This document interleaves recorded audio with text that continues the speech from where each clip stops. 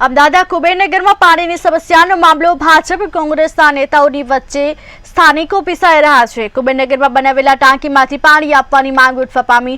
ધારાસભ્યે પાણી રોકાવ્યા સુધીના પણ આક્ષેપો કરવામાં આવ્યા। આક્ષેપોને લઈ વોટર કમિટી ચેરમેનની સ્પષ્ટતા સામે આવી। કમાન્ડ એરિયામાં પાણી સપ્લાય કરવાના આદેશ કરવામાં આવ્યા છે। સમગ્ર ઘટનાને લઈ સ્થાનિકો દ્વારા આક્ષેપ કરવામાં આવ્યા છે, ત્યારે ભાજપ કોંગ્રેસના નેતાઓની વચ્ચે સ્થાનિકો પીસાઈ રહ્યા છે।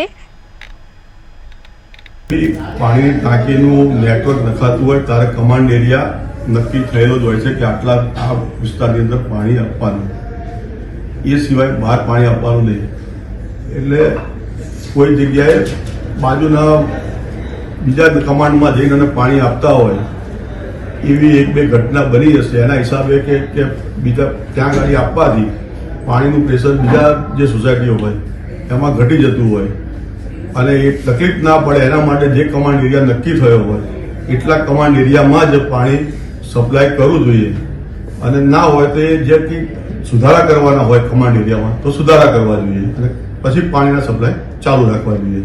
અસારવામાં કંઈ કમાન્ડ એરિયાથી બહાર પાણી આપ્યું એવું થયું એટલે કમાન્ડ એરિયાની અંદર જ પાણી આપે અને બીજા કમાન્ડ એરિયામાં જઈને અને પાણી આપ્યું એટલે બીજા જે જૂનો કમાન્ડ એરિયા હતો એમાં થોડી તકલીફો પડી।